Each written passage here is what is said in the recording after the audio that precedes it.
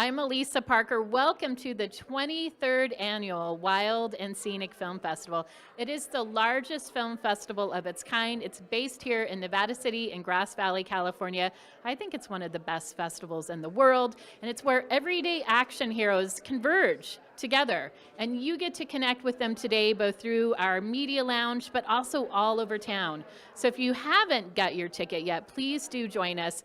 We're going to be hanging out with you. I'm a host of the lounge along with Kim Ewing. It's so great to have you here with us. We're also broadcasting live on KVMR FM, Nevada City 89.5 for a portion of this program. Welcome, and we're so excited to introduce our first guest, Anna Luke. Anna Luke, come on down. It's like The Price is Right. You're a big winner. Yeah, let's cheer on.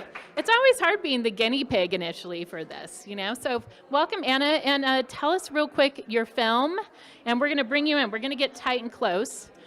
So first, welcome. You came from where, Portland? Yes, I came from Portland today, but our film takes place in Idaho. Okay, and give us a quick synopsis. This is the down and dirty part where we get to fill everyone in and why they need to come down and check out your film. So I am the director of Hitavitsa, Going Upriver. Hitavitsa is a short about the story of Devin Rubin, who's a young Nez Perce tribal member. He was 18 at the time of filming, just out of high school, and he was working on getting his river guiding license on the Snake and Salmon rivers. He's the first contemporary person from his tribe to do so, but he's learning on his ancestral rivers and kind of forging this path towards connection or reconnection for his entire tribe. So it's about his journey as he navigates that and also being a young person freshly in the world. Having watched the film, he's such an inspiring young man. And how did you get involved in this in the first place? I will also just first agree, he's so inspiring and also so funny and like full of joy. So I think that's a big part of the film for me. I got involved through a mutual friend who ended up being the producer of this film. This friend, Quark Schimmo, he runs a nonprofit called Pandion Institute, which brings Nez Perce descended youth onto the Snake and Salmon River for vocational guide training, and Devin was kind of just the first person. So I did some video work with Pandion.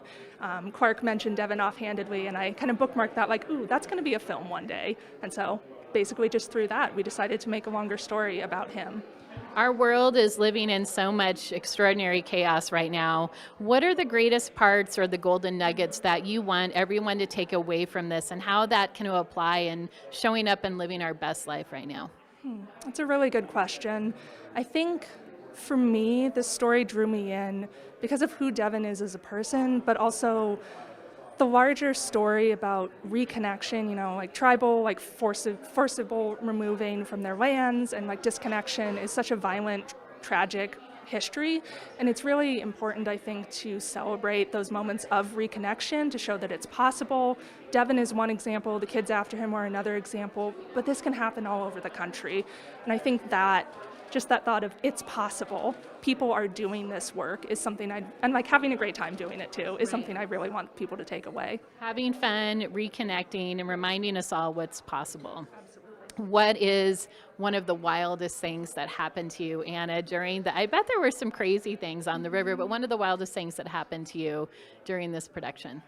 Wildest things. Wildly, we did not lose any cameras or break any cameras on these multi-day river expeditions. I was worried about that. We did have, on the second trip on the Salmon River, a couple of violent sudden rainstorms that just appeared out of nowhere, blew tents away, blew boats away, were a really great moment to film, but just made it challenging as well. I think that's one.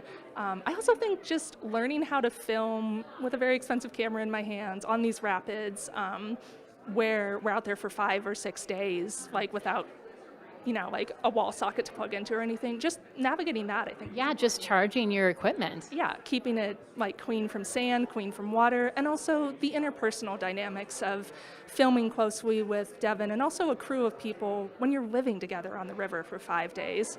Don't know if that's wild, but it was certainly new, but a really valuable challenge, I think, and experience. So. That's incredible. I keep hearing about, especially nowadays, how it's so important for us to stay connected with each other, and taking risks and living our lives. When is your film screening? We are screening tomorrow at 2 p.m. as part of the Wild at Heart block. Awesome. And do you want to tell everyone real quick why they need to go and see your film? And again, how do you pronounce the first one? Yes, so it's pronounced Hitolitsa. I'll say that slowly. Hitolitsa. I think everyone should see it because it's something that everyone can relate to, even if you're not a river guide or you're not a young tribal member. It's about joy. It's about finding your purpose in the world as a young person and inspiring other people to do the same. And I think that's something we can all relate to. Awesome. Well, let's give it up for Anna. Anna Luke. She's the guinea pig. She jumped up here for the first interview, Wild and Scenic Film Festival. Thank you, Anna. And I'm Elisa Parker. I'm going to be hanging out with you all weekend. We are here at Nevada City Winery, host of the Wild and Scenic Media Lounge. Come on down. It's happy hour time right now. And our next guest, talk about taking risks and thinking outside of the box. Ben, come and join us here. And he brought something with him here, his cigarette board. Yeah. What do you call? I'm good. How are you doing? I'm doing great. Thanks for having me here. It's our pleasure. This is your first time at Wild and Scenic.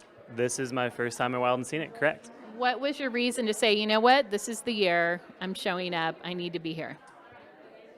This is the year I'm here because I have a great film that I want to share with your audiences. I've heard great things about the festival, and I think bringing the surfboard, having the film screen is a great way to bring people out to the theater and have a fun night. And it's called Cigarette Surfboard. The film is called The Cigarette Surfboard. It's about my good friend Taylor Lane, who builds these surfboards from cigarette butts picked up off the beach in California, and he uses it as a way to connect with professional surfers around the world that are protecting the ocean, and also to hold Big Tobacco accountable for their toxic plastic waste. So part of the film, there was this competition with surf riders, is that right? That's correct. And then he wins. Well, Did he win? I'm not going to break the news. Okay, we're not going to give away the fact. We won't give away any secrets. But there were a lot of trial and tribulations in creating this. First of all, I mean, I don't know, so we have Brendan here, who's our filmmaker. This is all tell us about this. How many cigarette butts are in this surfboard? I think there's about 4,000 cigarette butts in this surfboard, and it's actually pretty easy to collect that many cigarette butts from the beach, sadly. But yeah, it's just a really cool way to take this really negative thing, to take this small action of a single cigarette butt, and when you combine them all together, it really speaks volumes about, not only the negative collection of small actions adding up, but also like the positive small actions adding up. And with Taylor building these boards and using them as this symbol to create conversation, to spark change on the local level in Santa Cruz, I think he's done a really cool thing. How has creating this film and being connected and part of Taylor's life, how has it changed how you show up now, Ben? It's a really good question. We started this film back in 2017, and I'm a surfer, Taylor's a surfer, and we had no idea what we were getting ourselves into. We definitely did not begin this journey as ocean activists. And you weren't a smoker. Wasn't a smoker, and somewhere along the way, from the years of meeting with incredible professional surfers, ocean activists around the world, scientists, we really started to become ocean activists ourselves, and got involved in local politics, which has been an incredible journey, and you'll see some of that journey tonight at our film screening. That's fantastic. What's one of the key parts you've shifted, if you can tell us, in your community as a result of this? In my community? Yeah, we're in Santa Cruz. So yeah, we began following policy that was designed to ban the sale of single-use cigarette filters. Again, I don't want to give away the film, so you got to come out tonight to see it, but we started at the state level, and then we kind of reeled it back and came back to the local level, and I think the film, in my own journey, really I've learned that a lot of these bigger changes come from starting local, looking global. Love that. All right, let's give it up for Ben. Thank you so much, Ben. Ben Judkins. Yes, yeah, pleasure to have you here, Ben. It is a good reminder, starting local and it expands and goes global. Okay, we have Kathy Posey here with us. Hi, Kathy. Welcome. Thank you very much. Have you been to Wild and Scenic before? I have not. So first time. And Yes. Where did you come from? I'm from New Mexico. Okay, New Mexico. And tell us the name of your film. The film, though, takes place in Sierra Leone. It's called Freetown, Cooling a City.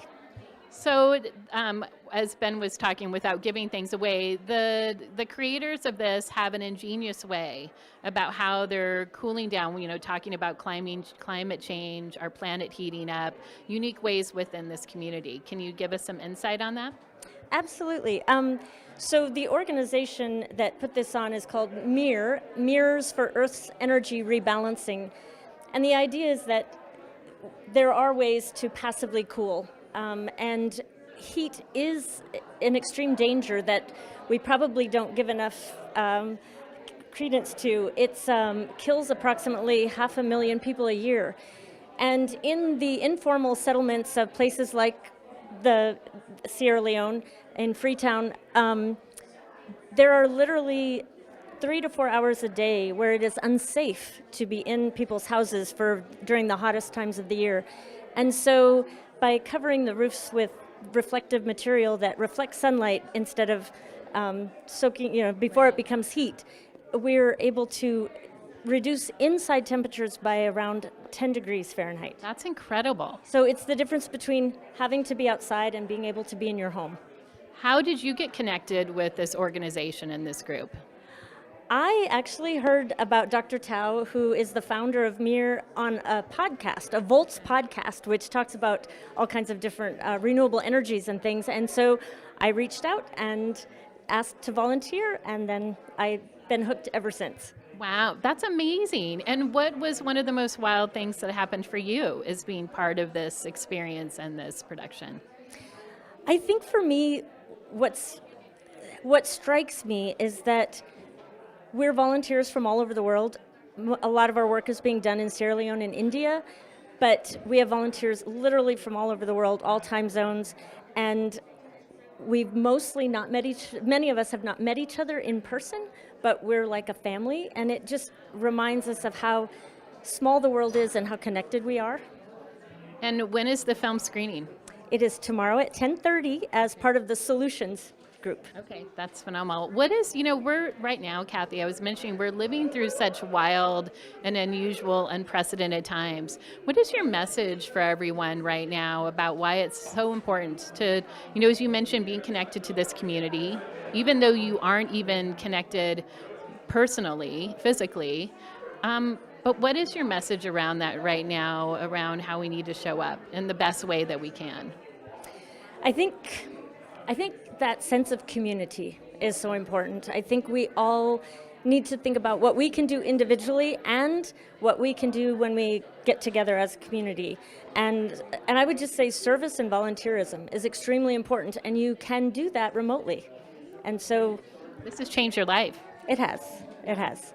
Yeah, that's incredible. Well, thank you so much for being here, Kathy. Thank you very much. Yeah, we're going to see you at the film tomorrow at 10:30. All right, and it's really an extraordinary story, and everyone needs to check it out, and how you can make a difference in your own community. Thank you, Kathy. Thank you. All right, we'll give it up for Kathy. I'm Elisa Parker, and we are broadcasting here from the Wild and Scenic Film Festival. Oh, look at, I love that. It's talk about women power right now, and traveling. Yes, traveling. Come on, Sadell, and and is it Dana? Yeah. Hi, I'm Elisa. Hi, Lisa. Nice to meet you. Hi, I'm Dana. Nice to meet you. Dana. Okay, we're gonna scoot up. We gotta get tight. Speaking of connected community here, you can look both. You can do both. Whatever you feel. That's Wild and Scenic. So whatever pulls you. I was watching your film earlier today. Well, first tell us the name of the film. About damn time. About damn time. Okay, river rafters, a group of women going down the Colorado? Yes. And dories. Yes. First, tell us about, I'm like, where do we start in this? I loved this film. I was a river rafter when I was in my 20s, and thinking about your story as, women initially were in creating the food. Yes. And then tell us what goes from there. Because you've been doing this, 45 years? Since 1983. Okay. You can do the math. I'll do the math on that. So back in those days when Martin Litton owned the company and ran dories for owned Grand Canyon Dories and ran those boats down on the Colorado River.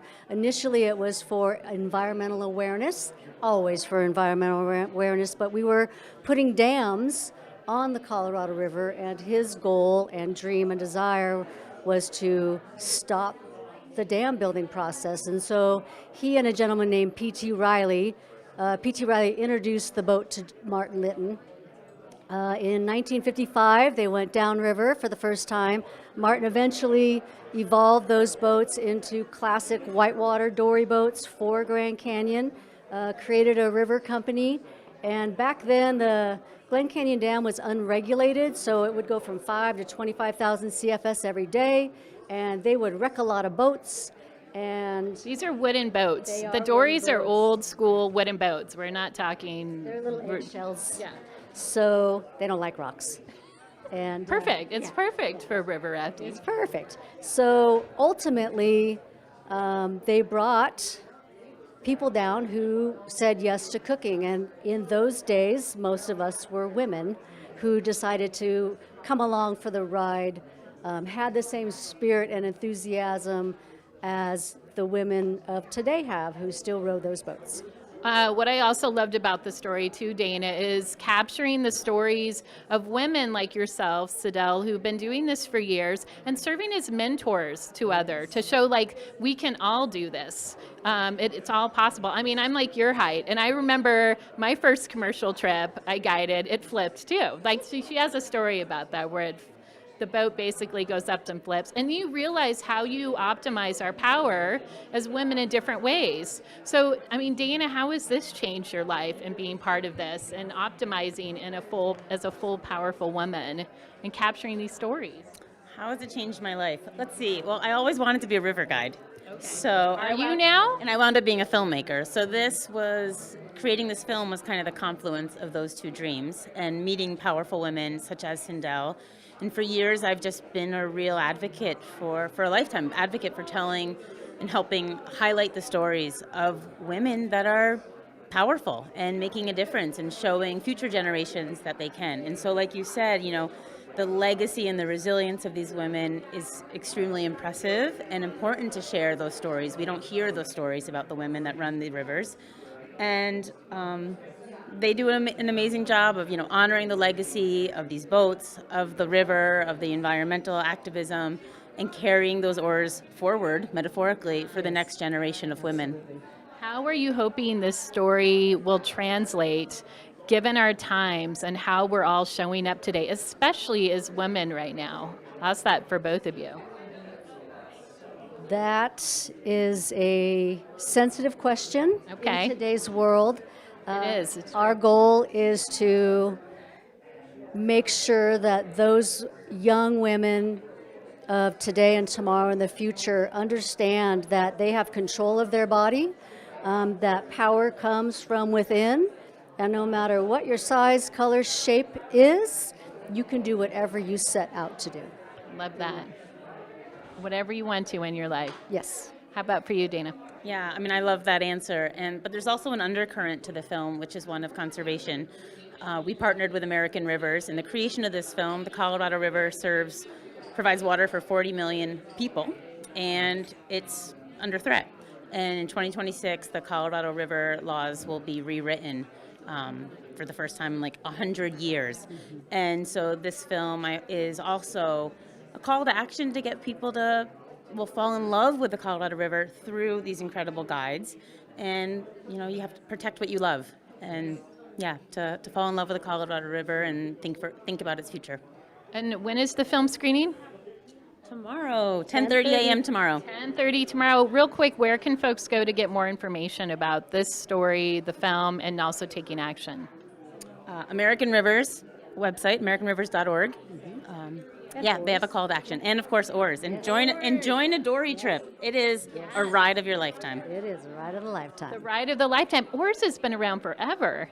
Since 1969. Wow, 1969. Appreciate you both being here so much, and we're thrilled to have you at Wild and Scenic. Let's give it up for Dana and Sindel. We're going to see them around. Oh yeah. Oh my God. Woo! Get those out. are winter guns. Oh my gosh. Those are winter guns. I'm not going to show you mine right now. It's like my winter guns look a lot different than Sindel's. That's another story to be told. Hi, welcome.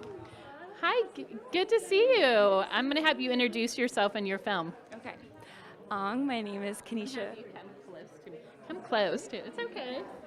My name is Kanisha McGlashan-Price. I am the director and editor of Tides of Tradition.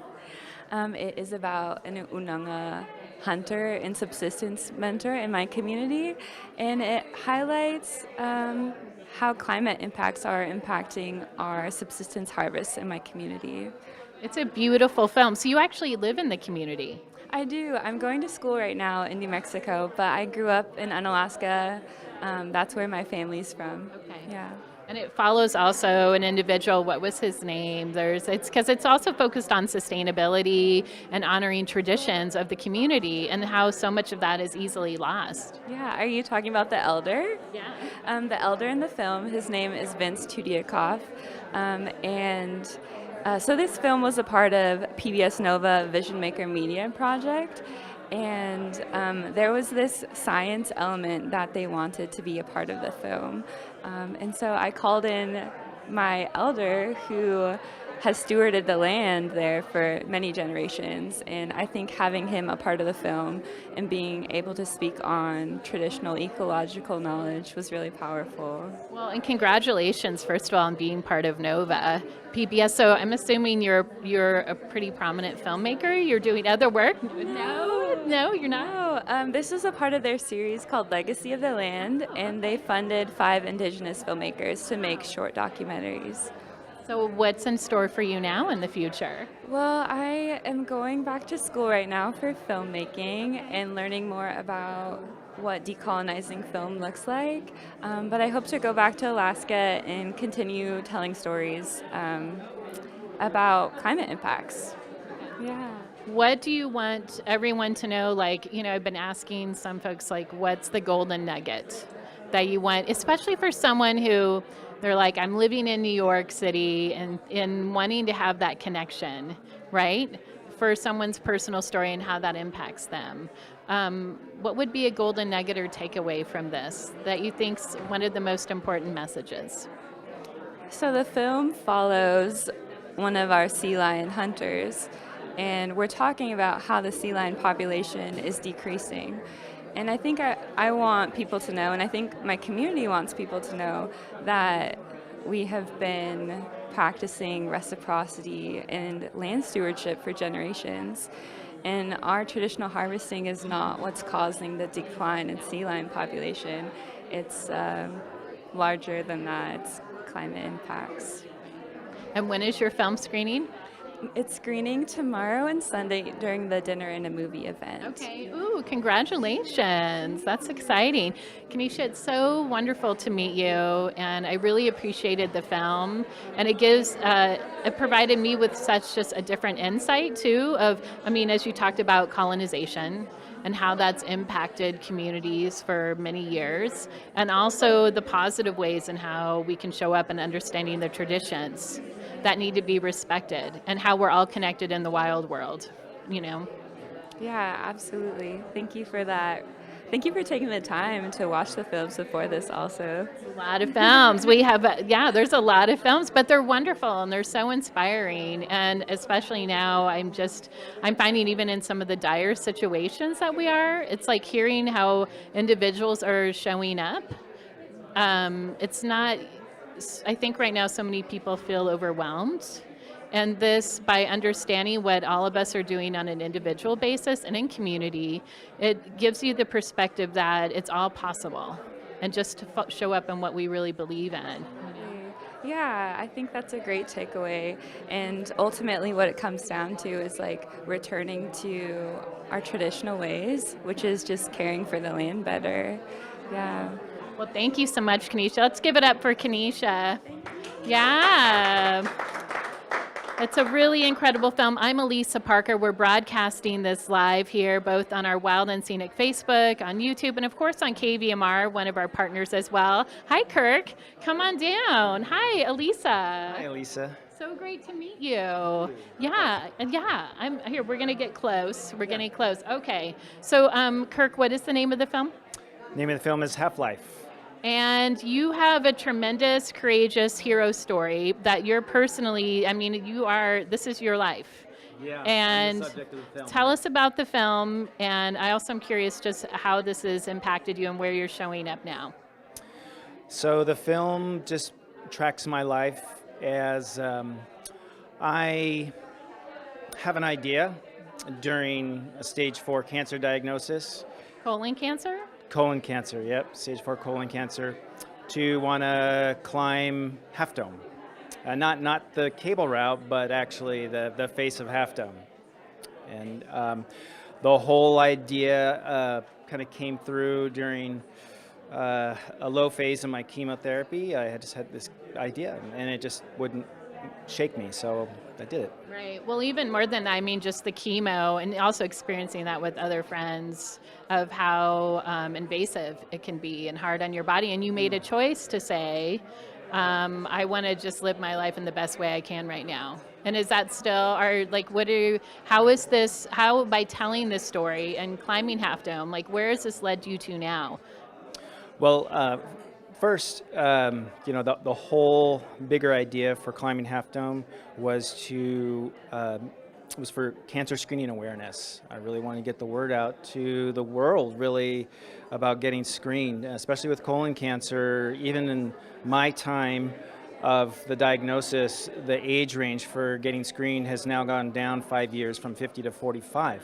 Yeah, so we're actually seeing diagnoses in younger populations. So for me, it's just really important to get that word out about screening. And yeah, I don't want to give too much away it's in the movie, but yeah, I'm currently off chemo, and I'm really living a life of quality is really what I would say, over quantity at this point. I just want to live my best life with whatever time left I have here. Well, and the other beautiful part of this film and this story is you and Anna are both based here in our community. That's right. So it's a wonderful gift we feature films with filmmakers from all over the world. And to know that when we talk about how this touches someone personally, both you and Anna are deeply connected here in our community. So how is that support and what is that feeling like? I know we just kicked off the festival, but what does that feel like right now? Yeah, I mean, to have the world premiere, by the way, is at this festival. I mean, and to have it here in my hometown, with my wife here supporting me 110%, it's like I couldn't ask for anything better for this film as a beginning. As a wisdom keeper, Kirk, what is your message for everyone right now? And why is something like Wild and Scenic so important? It's, I guess, a two-part question there. Well, since I've been here in this community, one thing I know about Wild and Scenic, it's an activist-oriented festival. And so for me, I think what's important is we can have activism in all sorts of avenues of life. And so for me, this is about health and activism, activating your health through the festival. So activism through health. There we go. Activism through health. I mean, this is our vessel. Yeah. It's the only one we've got. Yeah.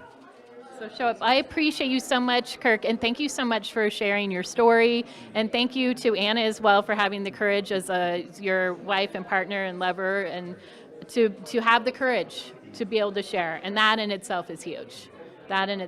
So let's give it up for Kirk. We look forward to seeing you. We're going to have a more in depth interview with you. Yeah. Thank you. Yeah, thank you, Kirk.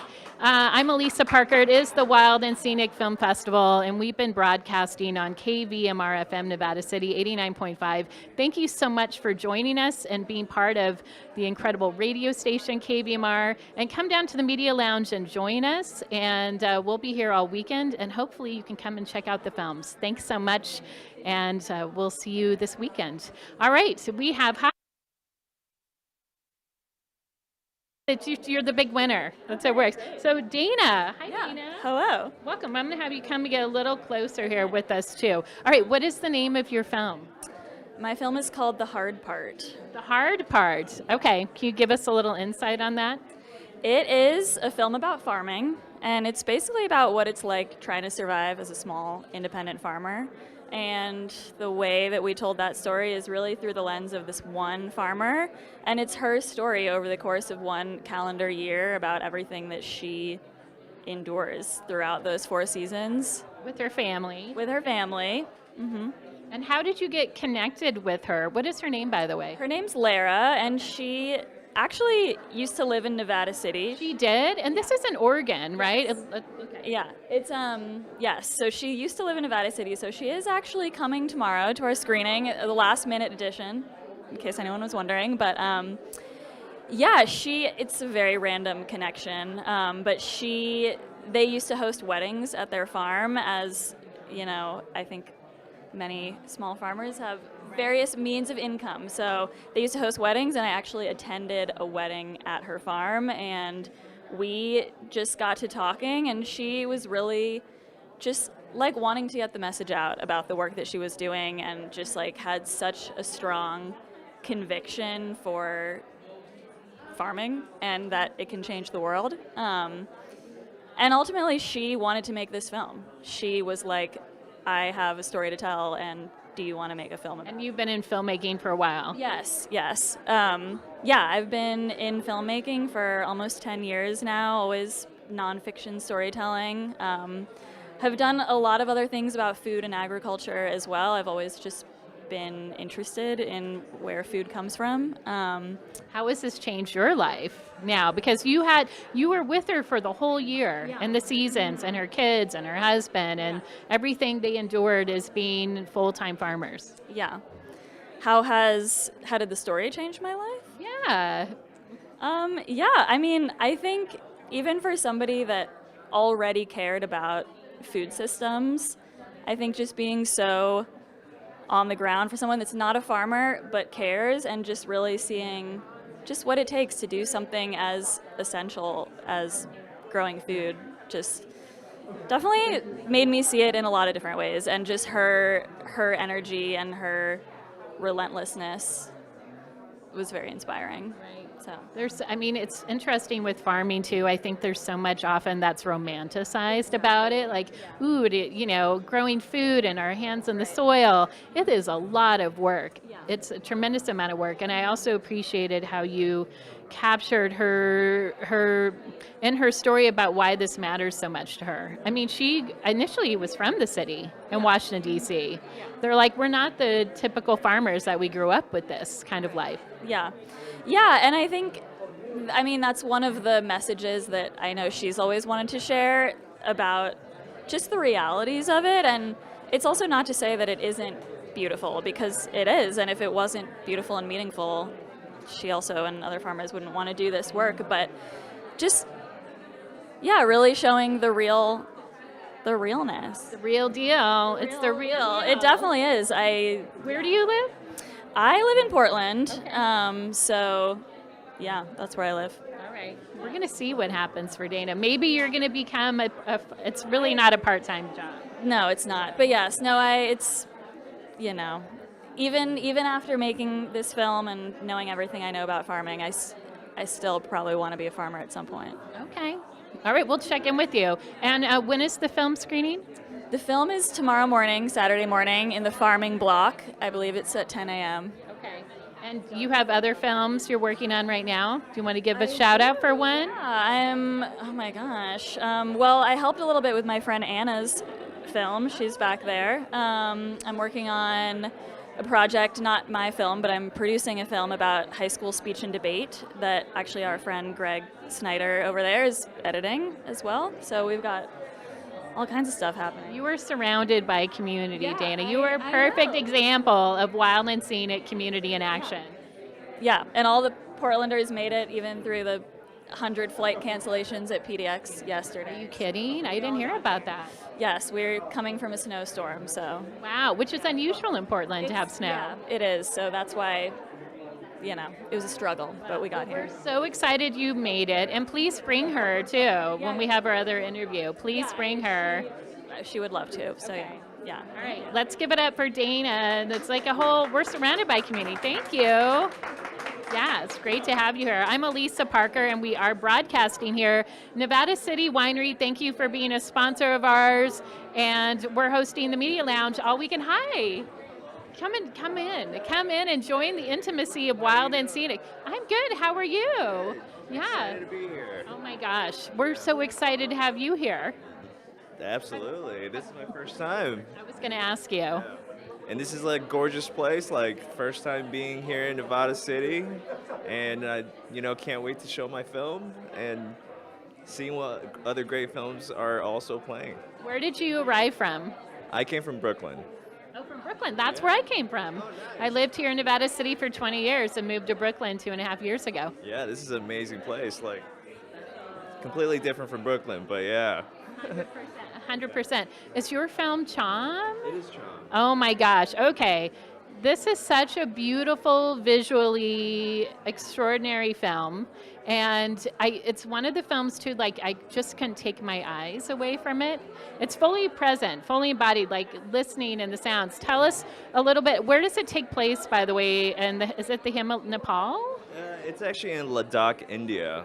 Ooh, tell us, how did you get connected with that? So actually, Ronik who is a co-director and cinematographer. He was kind of traveling home and visiting his parents, and they took him to this place, and there was a dance there in the monastery, and he got tons of beautiful footage, and basically like there was a guided tour, and then he was there to kind of capture everything, and then I was pretty much given the footage to kind of try to construct something out of it, and basically I did a lot of research, like regarding Chom and the practices, and then I found this spiritual aspect that kind of related to like the changing of the climate and the environmental aspects to kind of juxtapose with the spiritual aspects of the Yeah, say a little bit more about that, and actually Chom, like where it is.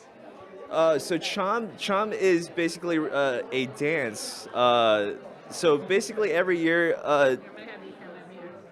monks would come to like the monasteries in Tibet or in Ladakh, and they also do this around Tibet too. So, and they come together and they create these beautiful masks that kind of represents like the evil spirits of the world that they have to like overcome.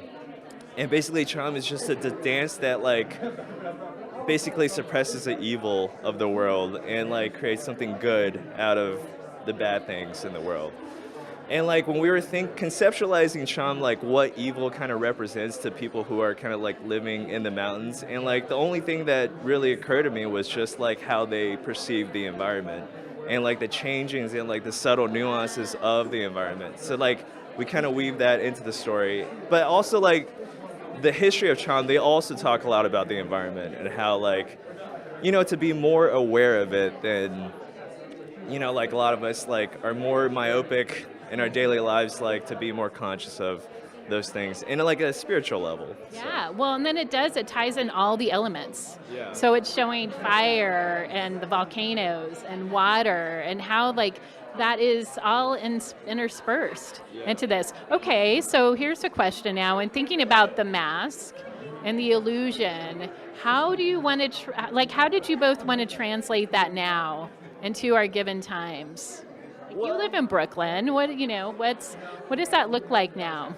I mean, now I'm thinking it could translate politically, but I don't know if it'll. You could talk about that. Go into. I mean, I think we would probably still keep it the same, since like it's more about their perceptions of the world, like, and they're more, you know, in that particular continent, like of, you know, they're not like of our world, which is like filled with more turmoil and things like that. I think we'll probably just still keep it the way it is, like in terms of this larger environmental scope of what they're perceiving.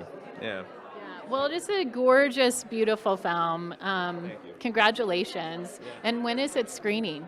It's screening tonight. Tonight? Yeah. Where? I don't know the exact location, but yeah, I don't know. You know what? We're going to find out because you're going to be there. Yeah, we'll be there. You're going to be there answering questions, so we will find out. Well, welcome to Nevada City. Thank you. And it's wonderful to have you here. Yeah. And thank you for co-creating this amazing movie. Yeah, thank you. Yeah. Thank you for having me. All right, we're going to give it up for their Chom. It's really a gorgeous, visually incredible film. All right, who do we have next? Kim?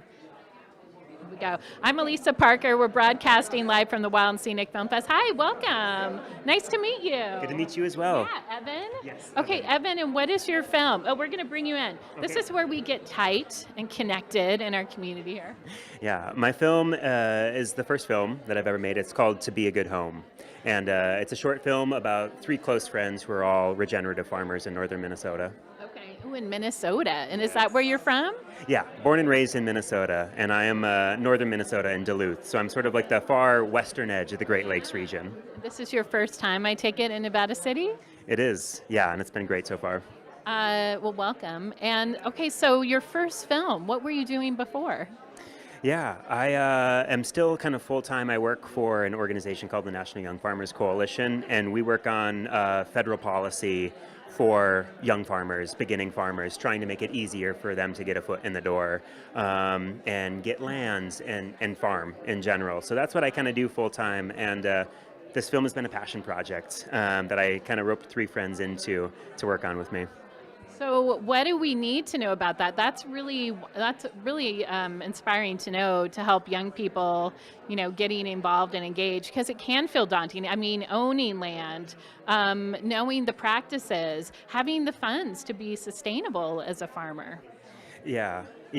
Farmers, beginning farmers, regenerative farmers, small-scale farmers need as much support as they can get, and it's hard to find. I mean, many of us know how hard it is just to buy a home in any community that we want to live in, and so imagine blowing that up to 5 acres, 10 acres, 400 acres, and then trying to grow food for your community.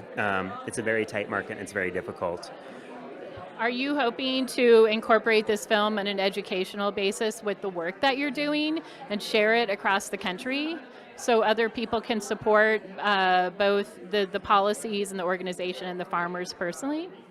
Yeah, I would say just by sharing their stories, it does do that work in general. At the end of the film, you can see a list of farming organizations that you could support in different regions across the country and things like that. But really, I just want to share more stories like that of Hannah and Star and Caitlin, who are all in the film, because you'll find that their stories are similar to a lot of other young women and young farmers around the country that are trying to do what they do. What are one of the stories from one of those 3, Evan, that it's a lot as a filmmaker, even just funding a film and being on site and all the work and energy that goes into it. Is there one story you could share with us where you're like, you know what, when you have that moment, this is why I'm doing this right now. This is the heart connection that makes all of this worth it. What would that story be? Yeah. A lot of different moments actually come to my mind as you ask that question. But I think for a lot of farmers, and I'm thinking about the interviews I did with my friend Caitlin in general, who's from the Fond du Lac Band of Lake Superior, Ojibwa, and we did a lot of interviews on the tribal farm down there. And we had a lot of conversations about how intimately being a steward of the land can connect you to your people and your ancestors. And, all of the people in my films have been friends of mine for a long time. And as we interviewed, I learned things about them that I never knew before. And we really got into personal stories that I never heard before. And it made me realize that having a connection to the lands, it just has deep roots, and I got to learn so much about that. Right, and also just when you're in that modality of storytelling, which shapes our culture, I mean, that's, I think, what we're all looking for right now, too, to enrich our connections with each other, our reason to care, and then ultimately our solution to do. Yeah, I agree. And it's amazing to hearing all of their stories and realizing how it affects their life in every way possible. And I'm thinking about my friend Hannah as well, who is also a mother and also involved on the state level with our Department of Agriculture and also farms. And if you talk to any farmer, they have no extra time during the season. And they are all really putting in 80-hour weeks to grow the food that we all eat, and also to just build a brighter and more equitable food system for all of us too. It's a tremendous amount of work. Well, thank you so much, Evan, for being the conduit to tell this story. And when is it screening? Yeah, it's screening tomorrow during the Farming Tales block between 10 and noon. Okay, great. Thank you. Give it up so much. Give it up for Evan. I mean, really, it is the personal stories that drive this festival. And when you're here in person, you will meet and connect with the individuals who are part of these stories, the storytellers, and other community members who are doing amazing work. And it ripples, it creates ripples for days and days. And it's 23 years we've been doing this. Hi, welcome. I'm Elisa. Rachel, nice to meet you. Rachel, nice to meet you. And what is your film? My film is Thule, the 2D animated short. Are you an animator yourself, or how are you connected in with the film? So I was the art director of Thule, but I also wore many hats for the film. Yeah, so I'm here to represent the film. Have you been to Wild and Scenic before? This is my first time. Well, welcome. It's great to have you here with us. Thank you. I'm really excited to be here and see all the films. Can you give us a synopsis of what Thule is about? Yeah, of course. So Thule is a 2D animated film that highlights the Thule plant, which is this reed-like plant that grows along lake shores. And the film is highlighting the significance of the Thule plant to the native Pomo tribe that is in Northern California. And not only is it highlighting the cultural significance of the plant, but it's also highlighting how pollution is affecting the Thule plant, and as a result, it's affecting the tribe's ability to practice their culture and share their knowledge with their youth.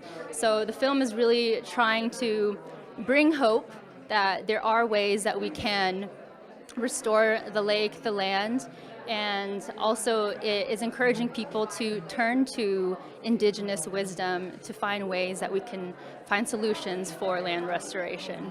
How did you get connected in with this story in the first place and compelled to say, you know what, of all the stories, this is the story that needs to be told right now? Yeah, so this film was actually created as a student project. I just graduated last year. Congratulations. Thank you so much. And so it was my senior film project that I did with a group of 3 other people. Basically, for our final project in the animation illustration program at San Jose State, everyone has to choose their own films. So there's people who do children's books, they do video games, a lot of people do short films. So the film came together kind of through like one of my friends. She's part Pomo, so she has this direct relationship to her tribe and all the struggles that they face. She had this idea very early on, and it was just one day, like, we were like, well, what are you up to? Like, what project do you think you're going to be on? She just kind of pitched her idea to me. She said, I wanted to create something that's going to highlight these issues with my tribe.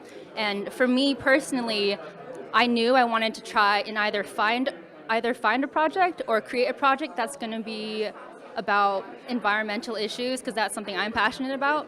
So when she talked about how her tribe is dealing with these environmental issues, it was like right on the nose of like what I wanted to do for a project. But it was like even more than I wanted. It was not only hitting all the environmental issues, it was also bringing in that extra like personal connection with the tribe. And I feel like that's something that's so important these days, is to find the wisdom with like indigenous people who have been here for so long. They understand land the best. So all the pieces just came together, and it just seemed like such an obvious choice for me. Oh my gosh, and look where this has taken you, Rachel. Like, here you are at Wild and Scenic Film Fest. Do you know this is one of the largest environmental film fests in the United States? That's awesome. That's so exciting. I've seen like posters of it, even places like Colorado. Oh, really? Yeah, I've seen like the posters on the walls. I've seen them like online. So it's really an honor to be here and have my film. Well, it's an honor to have you here. So, and real quick, what is one part, like a golden nugget, and how this has shifted how you're showing up now in your life? You know, you graduated, here you are at the festival, completed this film with your friend. The creation of the film has shifted? Yeah, for you. I'd say, I guess it's very empowering to know that a small like seed of an idea can be turned into such a beautiful thing and be used to like share important messages with people. Like, art has been something that's important to me for so long, so to see like what I can do with art to share these messages, catch people's attention, has been really incredible. But also like getting the personal experience to interview tribe members, which we were able to do a year before, being able to interview them and hear their really personal experiences of why the tule plant and the lake that it grows in, Clear Lake, California, Clear Lake, which is in Clear Lake, California, I think. Their personal connections to it, and just really seeing and hearing like how impactful it is for them. Sorry, I got distracted. That's okay. That's all right. You're doing great. Just like being able to have that personal experience with these people has just been really meaningful to me, and I just want to continue to share the stories and the important messages that they were teaching me.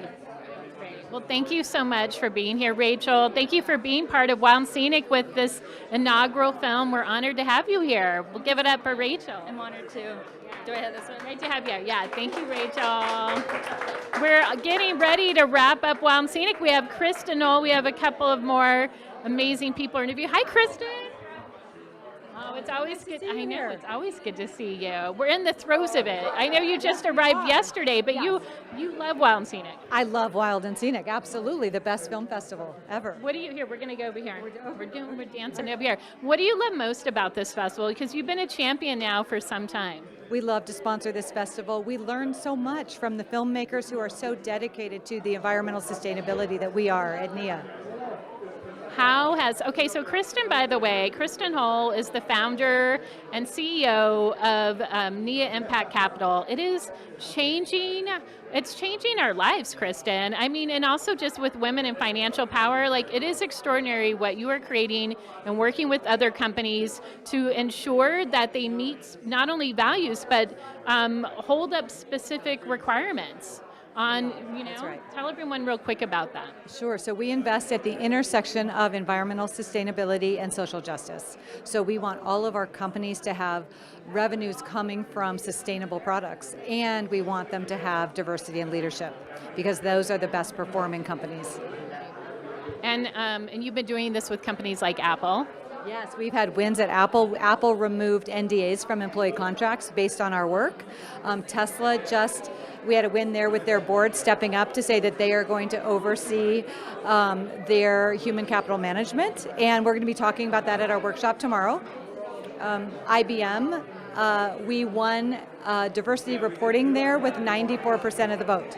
That is incredible. Congratulations. I mean, you are such an inspiration, I think, for so many other women, because let's talk real about women's financial wealth and the investment that we have. What is the percentage? So asset managers building portfolios like what we do, 0.7%. So less than 1% of the $84 trillion that are managed by women-led firms. And you're changing that. We are changing that. We are actively changing the face of finance. So we are so lucky to have Kristen as part of Wild and Scenic. And real quick too, Kristen, just even talking about community and the power we have here. So through this, I mean, one of my favorite stories is even our friend Janice Dunn, who's connected through us and this festival and this community right here. There's so much power and influence. So Janice is a great example with R.W. Baird, who's now partnering with NIA. Yes, we love the partnerships. We love local partnerships with people in community, and particularly here in this community that we love so much. And empowering women to invest with their values. I mean, we want everyone to invest with their values, but particularly we love when women are understanding and empowered to put their money where they want it to go. That's awesome. It's amazing. Real quick, Kristen, I know you're doing a workshop. You have a walk. Do you know when those are happening? I know the workshop's tomorrow at 1 o'clock at City Hall, and the walk, I believe, is 10 a.m. on Sunday. Okay, what are you doing on the walk? We are going to walk the talk, and we're going to talk about empowerment and financial activism and what each person can do to feel their activist self with their money. I love that you're doing this because you are creating a bridge, having been part of this festival for over 15 years and seeing so many filmmakers, for example, struggling to have their films funded, to connect with the subjects of the film, how they're struggling. This is a component that we've needed as part of this festival for so long. So I just want to thank you and appreciate you so much for creating that bridge for us. And, Well, Absolutely, and money isn't something we talk about in our society, and particularly not in the arts. No one is really talking about, where's your 401k? Do you have a 401k? How are you going to pay your own bills and then save for the next generation? And so we're here to have that conversation. Thank you, Kristen. I think you're amazing. We're going to be having a more in-depth interview with you this weekend. But thank you, and connect with Kristen and her team. Connect with them this weekend. Financial power in the arts and the environment. Let's go. All right, give it up for Kristen. Thank you, Kristen. All right, I'm Elisa Parker. We are getting ready to wrap up. Hi. Are you Micah? Hi, nice to meet you. It's nice to meet you too. Happy to be here. Yeah, it's great to have you here. Here, we're gonna get close. We're getting close. All right, Micah, right? Yes, correct. Okay, I figured, I was like, we gotta talk to Micah here. Is it Chorus in the Canyon? Did I get that right? You're correct, it's Canyon Chorus. Yeah. Canyon Chorus, okay. Micah, you are such a phenomenal individual who's, Kristen was just talking about walking the talk, and how sharing the courage to share our personal stories can really make a substantial change in others' lives. So, there's so much I want to talk to you about, and we'll do more in depth, but tell us first about the film, and then I want to know what you're doing now, because he's been what did you bike across? Did you walk across Minnesota? And yeah, just normal things like that. Real quick, okay, so the film. Yeah, so it's Canyon Chorus. It's a short, but people have been asking us to make a feature, so I'm working on finding funding for that right now, which is not easy, as I'm sure all the filmmakers out there understand. Well, we were just talking to Kristen about helping to finance. Oh, that's amazing. Yeah, go to her workshops. I'll connect you guys. Okay, we were talking in the line in the queue. Good. That's part of this festival, is whoever you're standing next to, it's all on purpose.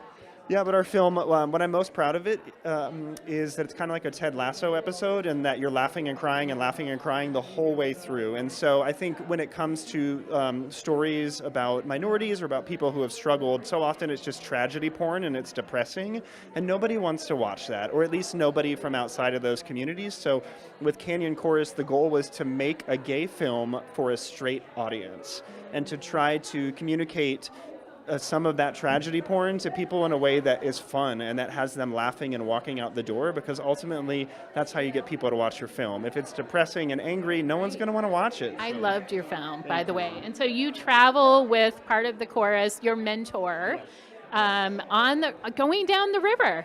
And of course you're singing, or at least in the film you're singing the whole way. Yeah, it's I'm a male soprano, so I have. Yes, you were singing. Is that you singing "Wade in the Water"? It is. Yeah, my favorite part is watching the film and hearing the audience go, "Oh my God, it's him!" Because you just hear my voice before you see that it's my face singing, and so it's so high you wouldn't associate it. But yeah, I love that I can bring my 2 degrees in classical music and opera into the outdoors, and I can offer a film that is different in that way, that it's not just a straight bro shredding pow and gnar in flannel with IPAs. Like, it's a male soprano classical singer rafting down an epic American river, which is just something you don't see. And I think the most important thing about diversity is not just checking a box, but it's about telling stories that haven't already been told before. And I'm really happy that we're telling a story that's never been told at a film festival, an outdoors film festival before. Yeah, I love it. You've had so many adventures. You talk about that. You weave it into this film.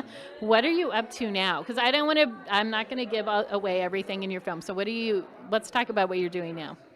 So yeah, I'm fundraising for this feature-length film, which will celebrate America's 250th birthday in 2026 by telling the entire story of my 3-year journey to visit all of our 400-plus National Park Service sites. But the next big adventure I'm planning is one of my friends is the first openly gay man to cycle around the world. But to complete that, he just had to do enough miles and antipodes. He's never cycled in Africa. So he's going to cycle from Casablanca to Cape Town, and I'm going to be his support driver. And every single country that we go through, it's illegal to be gay. Wow. And when is it? Okay, wait, when is this happening? We're fundraising now for that. Okay, so you're raising the money to make it happen. I hope you please keep us posted. I know we're going to have a more in-depth conversation and interview with Micah this weekend. When is the film screen? Tomorrow morning at 10:30 a.m. It's part of Stream Journeys, and you'll get to see the world premiere of About Damn Time if you come to our session as well. Yeah. I mean, you do such a great example, Micah, of adventure, of conservation and the environment we live in, and then how our personal stories tie into that, and how you wove that in talking about your family and your dad and your mentors and friends and your personal passion of singing. To me, that's everything. It's beautiful. It's really beautiful. So thank you for being here. This is your first time? This is my first time at Wild and Scenic, but a lot of my activist friends I've seen in your photos. So when we got the invite, I said I have to go, because if all those great people went, then I want to be there too. I saw you. I was like, Mike is coming. Mike is coming. He's going to be a star of the festival. That's all I'm saying. So thank you so much, Micah, for being here. Thanks, I appreciate it. Give it up for Micah, everybody. All right. How are we doing? We have one more? Okay. Oh, geez, what time is it? I'm Elisa Parker. We're broadcasting here on YouTube and Facebook Live, and we're going to be with you all weekend at the Media Lounge here, and we're broadcasting the films both in Nevada City and Grass Valley. I'm also mindful of the time because we have our welcome ceremony happening as well at Life Force Academy, so that's coming up too. All right, so we could do one more. Hi, come on in. Hi, I'm Elisa. Nice to meet you. Nice to meet you too. Let's see, and what is your film? My film is Sayulimpia. It's the story of a grassroots sustainability movement down in Sayulita, Mexico. Ooh, I love Sayulita, or at least I've been right south of that a little bit. So how did you get connected in this, and what was your personal motivation to share the film? Definitely. So I moved to Sayulita during the pandemic, and I was just so inspired by not only the beauty of that physical place, like the rivers, the mountains, the ocean, and the beach, but also just the vibrant community that's already existing there. And so leveraging some of that experience with them, we developed grassroots sustainability programming that now we're working with the World Wildlife Foundation. We're doing environmental education programs with local schools, and we have community-led beach cleanups and Earth Day events. And so, along with that work, we were like, well, we have to tell the story. And so that's where our documentary short came in. Amazing. Are you a filmmaker in general? Yes, I am a filmmaker. So this is my second impact film that I've done. My first one was just a short editorial film working with United Nations partners in New York City about sustainable fashion. Yeah. Were you there for Climate Week? I went to LA Climate Week this year, which if you guys haven't been to Climate Week, or huge shout out to the Hollywood Climate Summit, both awesome events where I've met so many like-minded people, just as the same as here at Wild and Scenic, which has been an awesome experience so far. Yeah, well, we're so excited you're here. What has been one key takeaway that you want to share? You know, we're featuring films from all over the world, and part of that, though, is making that personal connection for people that connects with them in their heart, wherever they are, right? So what is that one part, or at least one of the takeaways you want people when they watch this film? That's a really great question. Well, first and foremost, have fun. Sustainability work and environmentalism doesn't have to be boring and dull. You can have fun and be creative and play and enjoy the outdoors. But then second of all, the responsibility that we have as filmmakers is not to create community. It's to look at the communities that are already there and existing, and how can we make them stronger? How can we use our work to ultimately benefit those communities that are already there and making the real impact that's going to continue after we leave? That's such a great point. And how do you connect with the influencers and the leaders in that community who are already making it happen? And then help provide the tools and tell the story. When is it screening? It's screening Saturday afternoon during the Turtle Walker session at 2:30. Turtle Walker session. Yeah, Turtle Walker session. So hope to see some of you there. Thank you so much. Thank a you. pleasure to meet you. All right, give it up for Greer. I'm Elisa Parker. We have all right. I want to thank our crew as well. We have Mark and Jim and Catherine and Brendan and Kim and Daria. So many volunteers helping us with this. Are we going to do a couple more? Okay. Couple more. Hi, I'm Elisa. Jeremy Rubing. Nice to Hi, meet Jeremy. Nice to meet you too. Welcome. Is this your first time at Wild Scenic? It's my first time here. Not my first film here, but my first time here. So it's your first. What were your other films here? Let's see. I think you guys years ago had a film about the 1872 mining law in a little town in Colorado that was kind of combating that through backcountry skiing. Yeah. And that one was called Red Lady: The Battle for Your Mountains. And then I had a film I was a producer of called Public Trust, about public lands in America with Patagonia. There was a feature a couple years ago. Yeah. We've had Patagonia serve as a sponsor, and actually had Yvonne Chenard here years ago. What's your film here now that you're promoting? Now I have a short called Terminus, and it's sort of an artful memorialization of a disappearing glacier in Olympic National Park. And it's really shot through the eyes of a little 3-year-old and 5-year-old pair of brothers. They're my neighbors. They live on a sailboat. And they're on a sailboat. Wait, do you live on a sailboat? I live on a sailboat part of the time when I'm not in Alaska. Yeah. Wow. And so what was it that compelled you to tell this story at this time? Yeah, so the national park put a call out for artists to adopt a glacier and memorialize it, and I applied, I submitted, and they accepted me. And I had this question: what do we do? Do we like have a funeral for it? Like, how do we? And naturally, I just went to, what is the next generation going to make of this, of us, and what do they know? And they need to understand that this is something beautiful and important. And how do we not just bemoan climate change, but also create some space to feel it?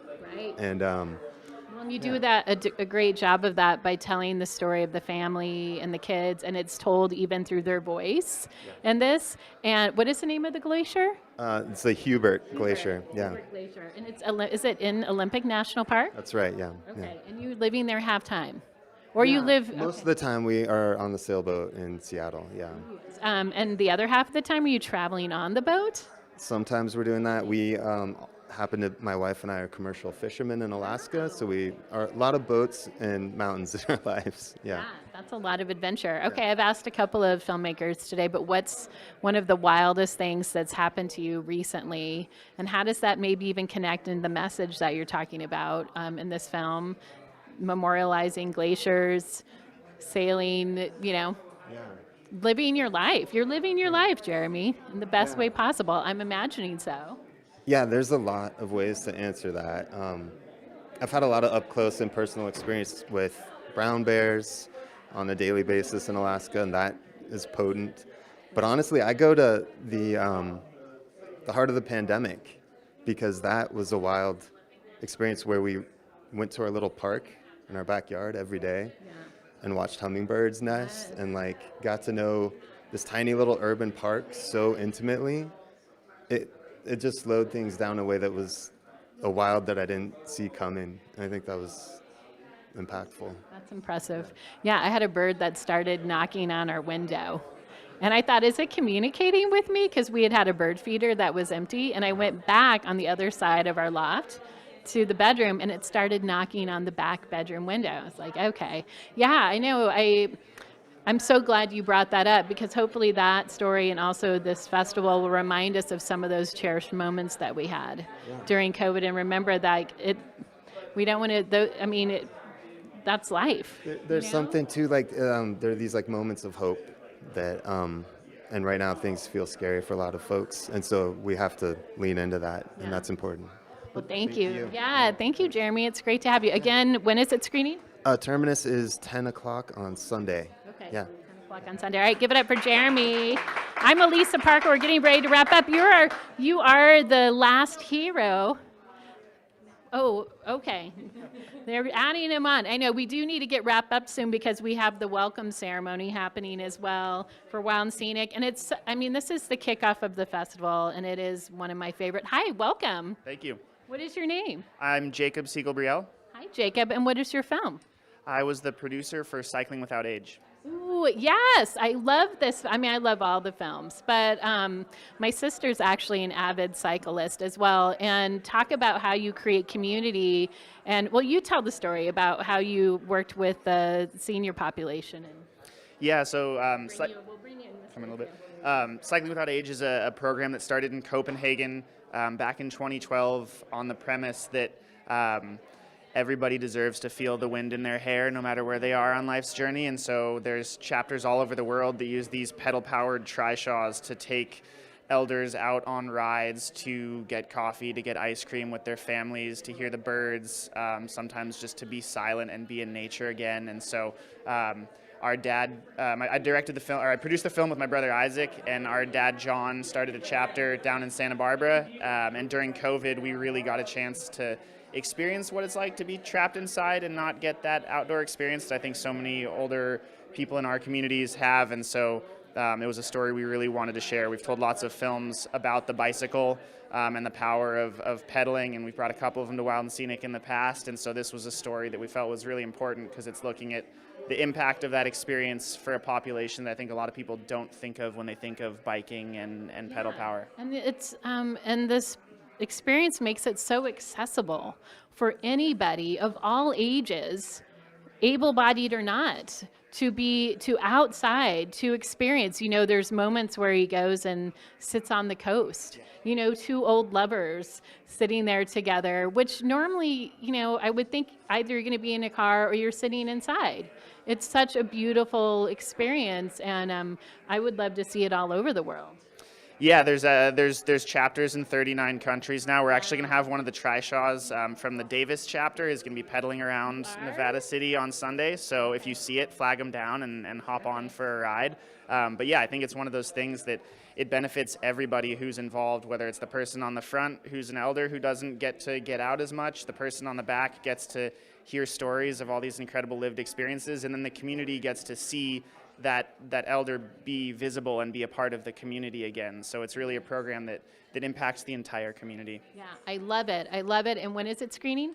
We're going to be screening twice on Sunday, once at 10:30, which will be followed by a panel on aging in the outdoors with folks from the California Department of Aging.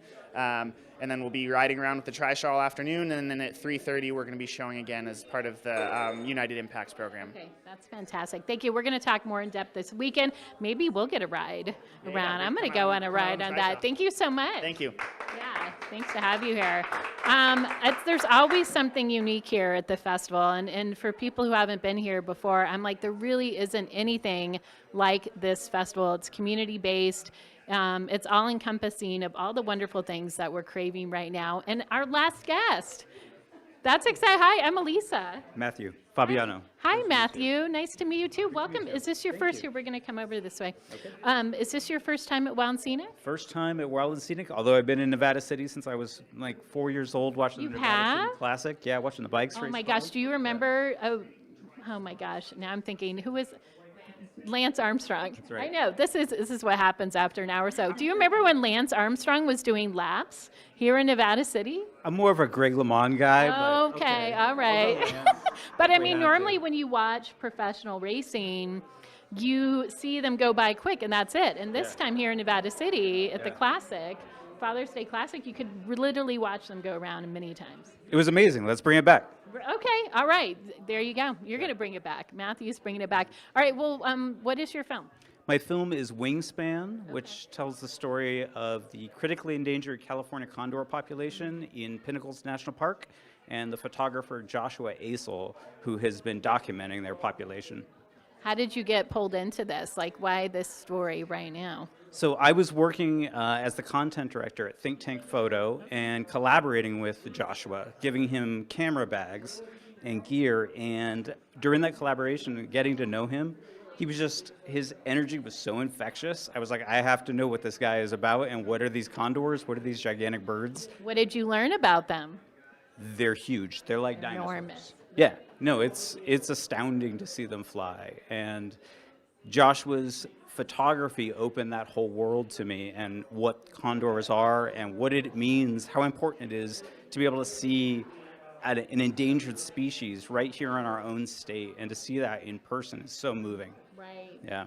Yeah, that's incredible. And in this whole process you've had, what's been one of the wildest things that's happened to you through this? Maybe with a California condor. Yeah, I think the whole process was a creative awakening for me to realize that I could contribute something creative to this story. And Joshua's been doing such amazing work with his photography, and that by what the film could do, what documentary filmmaking could do, was expand his work and the story of those condors to a broader population. That's incredible. And also knowing that, I mean, there was a time period when we didn't really have many California condors. Yeah, they them back. they were extinct in the wild and brought into captivity in order to rewild that population.